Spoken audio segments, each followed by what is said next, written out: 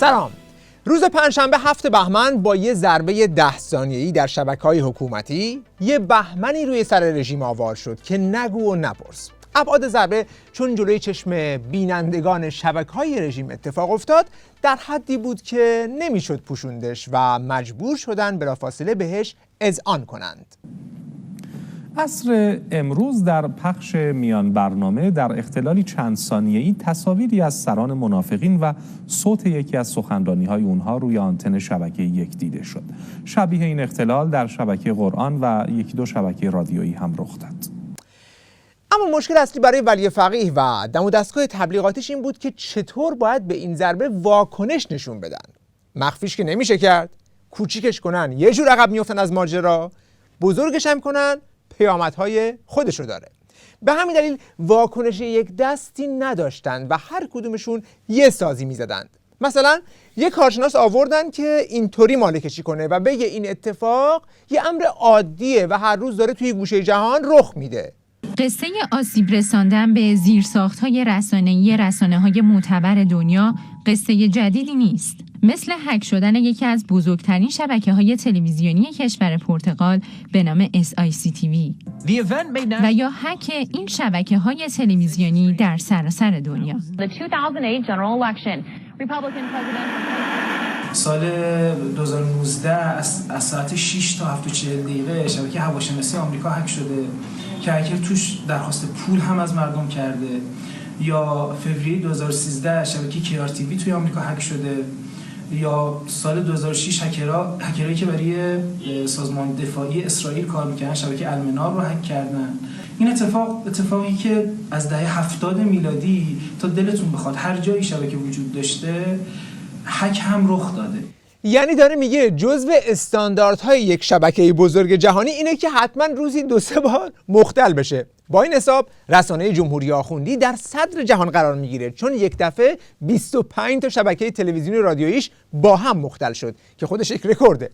اما تفاوت اصلی اینجا اینه که جاهای دیگه رسانه آزاده که هر وقت خواست بدون نیاز به مختل شدن حکومت رو نقد کنه و اپوزیسیون حرفاش رو بزنه. اما در حاکمیت ولی فقیه که 40 سال جامعه رو سفت بسته خیلی فرق میکنه که حتی برای چند لحظه توی همون رسانه حکومتی صدای اپوزیسیون شنیده بشه و تصویرش دیده بشه. اینجا موضوع سریع امنیتی میشه، ولی جاهای دیگه اگر اخلالی پیش بیاد در حد یک جوک ازش میگذرن و خبرنگار راه نمیندازن که بره تو خیابون بگه این تصویر پخش شد نظرت چیه. این تصویر امروز پخش شد از صدا و سیما. آره این چیه؟ چی کار کردن مگه؟ همه برنامه‌های ما از اون اول زیر سر همینا. انشالله که خدا کمکشون کنه به راه راست هدایتشون کنه. حالا جالبه از این طرف میگه فقط چند ثانیه پخش شده، ولی ببینید که مجری مالکش تیوی ریش چه پیام‌هایی از همین چند ثانیه گرفته و تا کجاش رو خونده. پیام‌هایی رو شنیده که اصلا پخش هم نشد. منافقین گفتن دارن میایم ما ایران. گفتن میخوایم بیام، شعار دادن ما داریم میایم. همینا. من آزادتون کنم. مگه ما الان اسیر هستیم که بخوایم ما رو آزاد کنن؟ نه، شما الان خیلی آزادید، خودتون متوجه نیستید. الان همه مغزها از سوئد و سوئیس و آلمان صف کشیدن که بیان زیر چتر آخوندها تو مهد آزادی. فقط الان به من اطلاع میدن که آمار عکس اینو نشون میده. 82 نفر از 86 المپیادی کشور از ایران مهاجرت کردند. 2 تاشون هم که تو زندانن، یعنی فقط 1-2 تا نخبه توی این مهد آزادی باقی مونده. بعد از آقای جهیزی و بلال فروش صدا و سیما، این خانوم هم میتونه کاندید خوبی برای مالکشی های صدا و سیما باشه. پس یک خط تبلیغیشون مینیمیزه کردن ماجرا بود که 3-4 ثانیه بوده، چی شده مگه؟ ولش کن این حرفا. خلاصه امام جمعه ها هم توجیه کرده بودن که همینو بگن. این قطع 2-3 ثانیه‌ای یا چند ثانیه‌ای برنامه شبکه یک سیما 3 ثانیه 4 ثانیه تونستن که کار آنچنان مشکلی نیست وارد شبکه ما بشن، 2 تا تصویر روی صفحه تلویزیون ما بیارن و این رو به عنوان یک پیروزی فوق‌العاده دارن مطرح میکنن. این آخوند پرتاب که چیزی از آیتی سرش نمیشه و احتمالاً هنوز تو عصر چرتکه سیر میکنه، میگه این کار آنچنان مشکل نیست. ولی اون کسی که توی صدا و سیماشون مسئول فنی شبکه است میگه ما هنوز توش موندیم که چطور این کار صورت گرفته. به نظر میاد که این اتفاقی که افتاده یه کار ساده‌ای نیست، کار فوق‌العاده پیچیده‌ای است که به احتمال خیلی زیاد کسانی که صاحب این تکنولوژی هستن میتونن بهره برداری بکنن و بتونن صدمه بزنن به زیرساخت‌ها. حالا بعد از این ماجرا که خبر رسید درهای صدا و سیما رو بستن و داشتن همه رو بازجویی می‌کردن، ظاهراً کسی رو نداشتن، یکی رو آوردن تحت عنوان کارشناس که مثلا قضیه رو جمع و جور کنه. اونم آب پاکی رو ریخت رو دست همه و گفت هم در آینده این حملات تکرار میشه، هم نمیشه جلوش رو گرفت. میشه اصلا جلوگیری کرد از این حملات و آثارش رو به هر حال به حداقل رسوند؟ ببینید، آیا ما میتونیم جلو دزدی رو تو سراسر دنیا بگیریم؟ اگر جلو دزدی رو میتونیم بگیریم، جلو حمله رو میتونیم بگیریم. همیشه در واقع تبهکاران سایبری دنبال این هستن که راه نفوذ پیدا کنن و معمولا تبهکارا از پلیسا سعی میکنن جلوتر باشن، تلاش میکنن یه قدم خودشون رو جلوتر بکشن تا بتونن کار رو انجام بدن. خیلی از این حملات هیچ وقت دیده نشده و خب یه وقتی هم ممکنه یکیش به یک مرحله برسه که روی آنتن دیده بشه، مردم متوجه بشن. همین هم نباید دیده بشه، ولی خب وقتی دیده میشه به هر حال حمله غیر قابل اجتنابه، دزدی غیر قابل اجتنابه، این اتفاق میفته. از اون طرف سایبریای نظام که ضربه رو خورده بودن و توی شوک رفته بودن، برای کم کردن آثار ضربه شروع کردن به نشر فرضیه کار خودشونه که یک عده هم که با این اتفاق نمیتونستن کنار بیان با اونا همراه شدند. هر وقت احساس ضعف میکنن مجاهدین رو بولد میکنن که یعنی اگه ما نباشیم تنها آلترناتیو موجود اینا هستن.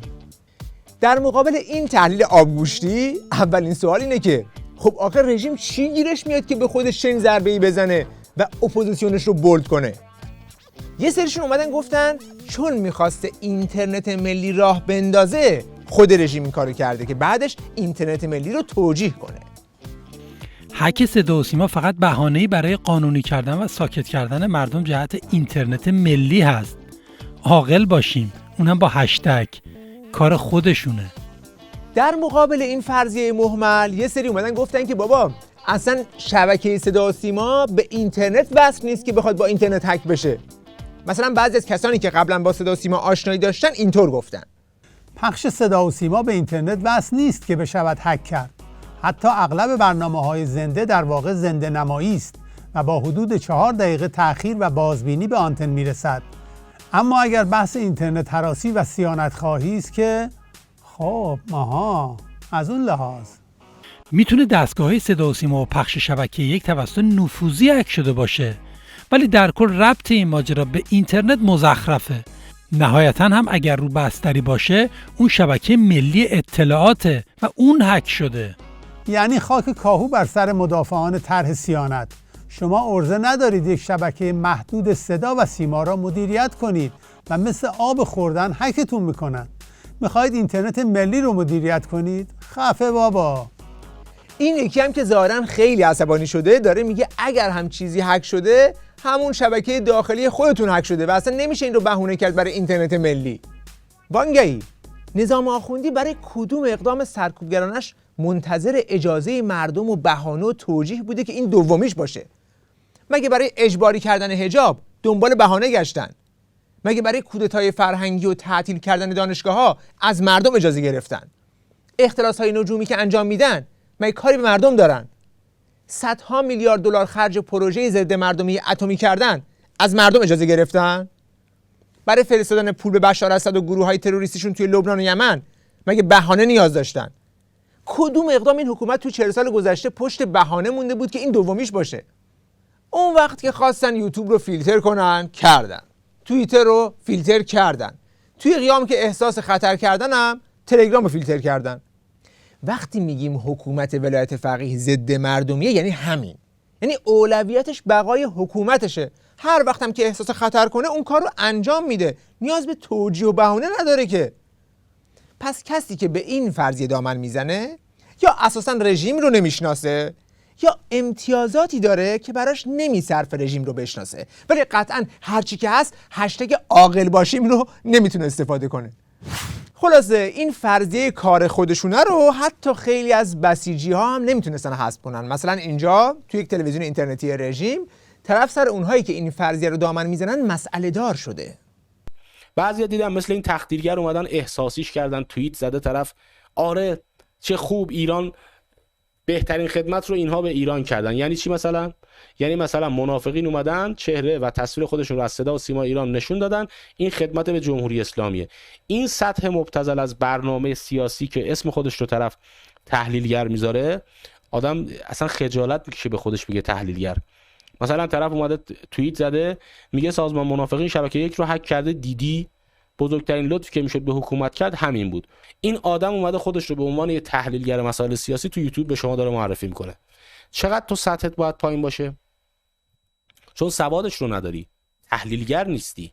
تلویزیون رسمی آخوندی که دیگه نمیتونست بگه کار خودمونه، اومد برای کاهش سوزش دل بسیجی ها با لودگی از این قضیه رد بشه که انگار هیچی نشده.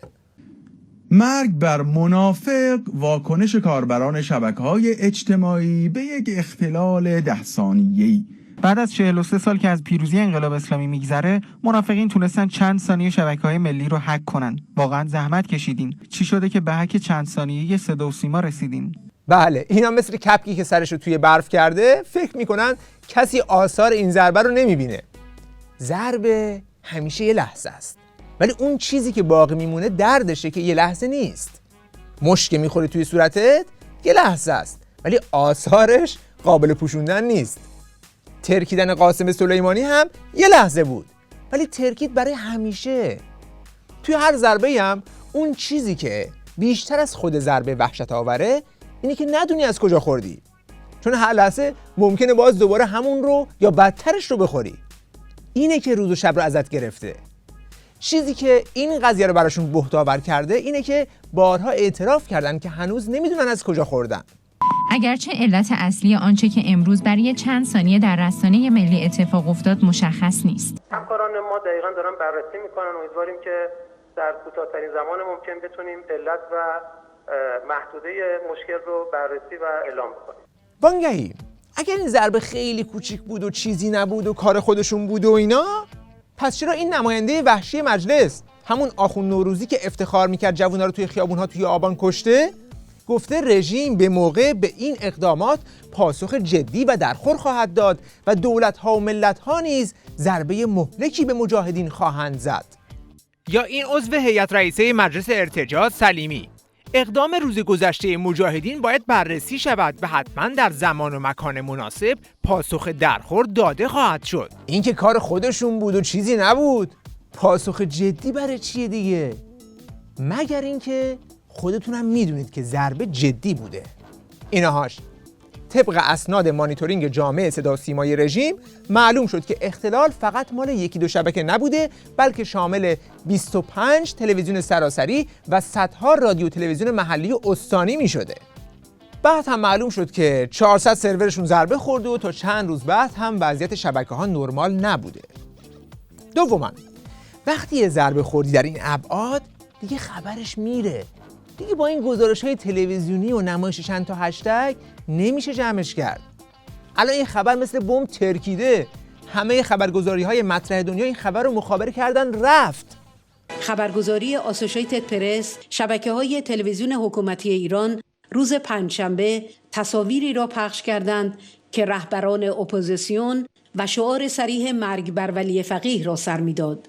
تلویزیون فاکس نیوز، شبکه‌های متعدد رادیو تلویزیونی رژیم ایران روز پنجشنبه تصاویر رهبران اپوزیسیون ایران را به مدت چندین ثانیه نشان دادند که همراه نمایش این تصاویر شعار صریح درود بر رجوی و مرگ بر خامنه‌ای پخش شد. خبرگزاری رویترز در مدت 10 ثانیه چهره و صدای مجاهدین در شبکه یک پخش شد. إليك في هذه الأثناء سنبث عليكم هذه الصور التي تأتينا من خلال تلفزيون إيراني عن المرشد علي خامنه‌ای.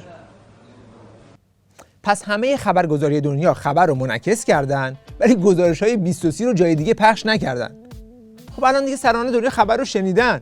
بابا الان طرف حسابای خودتون میگن این حکومت ثبات سیاسی نداره، قابل سرمایه گذاری نیست، تلویزیون خودشون نمیتونه کنترل کنه.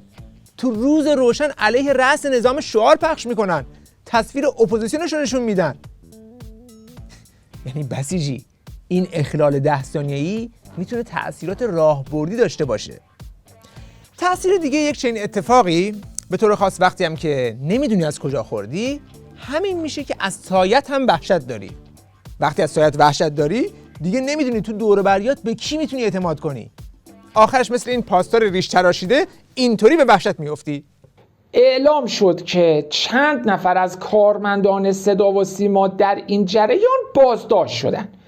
یه موقع هست میگن نه ما مشکوک بودیم و اینا جزء عوامل بودن، شاید حکی در کار نبوده، اینا این کار رو انجام دادن. که اگه اینجوری باشه که باید بگی که بله اینها عضو این سازمان هستن و فاجعه. مگه میشه به سازمان صدا سیما، یک سازمان فوق امنیتی، یعنی از نظر اطلاعاتی و امنیتی از یک پادگان نظامی مهمتر صدا سیما، چون یک دفعه با یک کار 20 میلیون 30 میلیون 50 میلیون یه تصویر رو میبینن.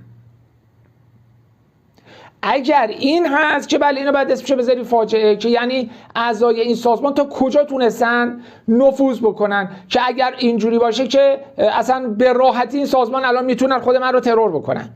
البته خیلی های دیگه هم توی این نظام با واکنش رسمی تلویزیون ولی فقیه که میخواست این ضربه رو زیر سیبیلی رد کنه زاویه داشتند و توی سایت هاشون هشدار میدادند که اگر این دفعه غافل بشیم معلوم نیست دفعه بعد از کجا میخوریم. حالا نوبت به هک یا دستکاری برنامه‌های پخش شده در آنتن زنده اصلی ترین شبکه تلویزیون رسیده است. اتفاقی عجیب و نادر که نه توضیح درستی درباره آن داده می شود، نه کسی هوس استعفا به سرش میزند. اینکه یک گروهک بتواند اینطور آنتن مهمترین شبکه تلویزیونی داخلی با این همه خدم و حشم و کنترل را ولو در حد چند ثانیه از اختیار خارج کند، ننگی است که به نظر میرسد مسئولان نظام باید به آن حساسیت داشته باشند و آن را دست کم و بی اهمیت جلوه ندهند. امروز مقامات ما انگوش به دهانند که چطور مجاهدین به آنتن صدا و سیما رسیدند. چنانچه فردا مجاهدین به بیت برسند، آیا باز هم تقصیر را به گردن اقدام فوق‌العاده پیچیده خواهید انداخت؟ ابعاد این ضربه به دستگاه تبلیغات آخوندی به حدی بود که تا مدت‌ها موضوع اول صحبت همه لایه‌های مختلف جامعه ایران بود و اغلب طیف‌های سیاسی نسبت به این موضوع واکنش نشون دادند. حتی کسانی که به قول خودشون مخالف مجاهدین بودند. خب ما خیلی اون موقع موضع داشتیم علیه مجاهدین، خیلی سنگین، این حملات سنگینی که از همه اپوزیشن میشد و ما اون موقع میگفتیم آقا خط قرمز ما تجزیه طلبها و مجاهدین هستن. الان که بهش نگاه میکنم به اون سالها میگم برای چی مجاهدین رو میذاشتیم؟ اونا هم داشتن میجنگیدن با این رژیم دیگه.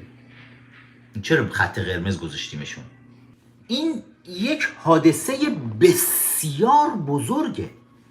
بسیار بزرگه. رژیم شوکه میشه. یعنی قشنگ معلومه روی نفسشون نشسته بود رو سینهشون این غم از این چیزی که پخش شد و یک فشار قبر سنگینی رو سینه همه طرفداران رژیم گذاشت. شما تصور بکنید دیکتاتور تمام این سالها تلاش کرده بیاد وانمود بکنه که همه چیز تحت کنترل ماست و تلاش نکرده، فقط واقعا این کار رو کرده، تمام رسانه ها رو تحت کنترل خودش گرفته. حتی یک ثانیه اجازه نداده مخالفین صحبت بکنن توی این 43 سال. ولی یک دفعه توی یک همچین شرایط شکننده و هولناکی که رژیم داره، مردم از صدا و سیما مرگ بر خامنه‌ای رو بشنون. میدونید این چه شجاعتی به تمام جامعه، به 80 و چند میلیون ایرانی که در داخل کشور هستن میده؟ این اصلا یک شجاعت غیر قابل تصوری رو هدیه میکنه به همه مردم. و در کنارش مثلا تصاویر رهبران یکی از سازمانهایی رو که گروه رقیبن توی دنیای سیاست ولی وقتی کاری رو دارن خوب انجام میدن، اوکی چرا نباید بگیم؟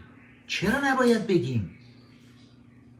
یک همچین ضربه‌ای به ریشه دیکتاتوری مذهبی توی ایران کم چیزی نیست که بخوایم مخفی بکنیم. نظرشون این بود که کار خود رژیم اومده. نیست. وقتی به تجربه خودمون مراجعه میکنیم میبینیم این نیست. تو اپوزیشن میان برای اینکه حالا گروه‌های دیگه بیشتر حسادته، چون خود جریانات هیچ کاری ازشون بر نمیاد. شما بیا بگو از دونه گروه‌های اپوزیشن سوال کن. بگو شما یه بیلان کار از خودتون به ما ارائه بدید، ظرف 43 سال گذشته چه کاری انجام دادید؟ ماشاءالله ادعا تو اپوزیشن ما تا دلتون بخواد صدها و بلکه هزاران گروه 2 نفره و 3 نفره و 4 نفره تو اپوزیشن ما وجود داره، همینجوری هم هر روز مثل قارچ سبز میشن بدون هیچ بیلان کاری، هیچ کاری انجام ندادن تو این مبارزه. ولی وقتی که ما میبینیم یه گروهی سازمان مجاهدین خلق از یک طرف توی کنگره آمریکا داره عالی لابی میکنه علیه رژیم، عالی داره این کار رو انجام میده، بعد این ور ما یک همچین زسر ماجرای حالا رو شدن بحث پرونده هسته‌ای رژیم، سازمان مجاهدین عالی کار کرد. تو یک همچین مواقع این ضربه بسیار کاریه. من حالا دیدم بعضی از دوستای عزیزمون هم داشتن درباره این که سازمان مجاهدین خیلی الان دیگه پیر هستن و این کاره نیستن و فلان نیستن. نه بچه‌ها، نه، اینها هم سازمان مجاهدین شهدای بسیاری داشته توی این راه دشوار آزادی. منصف باشیم، پای رقابت‌ها و حسادت‌های گروهی خودمون انصاف رو زیر پا له نکنیم. خیلی از کسایی که کشته شدن توی سال 60 تا سال 67 و بعد از اون، به ویژه در فاصله سالهای 60 تا 67، هزاران نفر از اعضا و هواداران سازمان مجاهدین مثل خیلی از گروه‌های دیگه توسط این رژیم کشته شدن، ولی سازمان مجاهدین بیشتر از همه کشته داده. وقتی شما برنامه‌های سازمان مجاهدین رو می‌بینین، گردهمایی‌هایی که میذاره، برنامه‌های کامپیوتری خیلی خوبی رو انجام میدن و اینا بچه‌های نسل بعد خودشونن. نگیم ندارن، دارن، تواناییشو دارن. نگید تو رو خدا این حرفا رو نزنید که کار خودشون بود و فلان. هیچ وقت ممکن نیست رژیم بیاد و یک همچین خریت بزرگی توی این شرایط هولناکی که داره انجام بده. و حتی من یکی از بچه‌ها میگفت کار اسرائیل و این حرفاست، کار اونا هم نیست. نه، کار سازمان‌های، من با سازمان‌های اطلاعاتی اسرائیل، آمریکا، انگلستان آشنایی کامل دارم توی روششون. اینا پروموت نمی‌کنن یک جریان رو، یک جریان خاص رو پروموت نمی‌کنن، مگر اینکه اون جریان بیاد یک چیزی به اینها ارائه بده و اون برای اینها جالب باشه، ارزشمند باشه و اون رو خبر رو براشون کار کنن. پس در نهایت میشه گفت تا وقتی صدای مقاومت شنیده میشه و آسمان شهر در فعالیت‌های اختناق شکن کانون‌های شورشی روشن میشه، دور از انتظار نیست که ضربات مهلک بعدی از جایی که انتظارش رو ندارند بر سر نظام فرود بیاد. وقت بخیر و خدا نگهدار.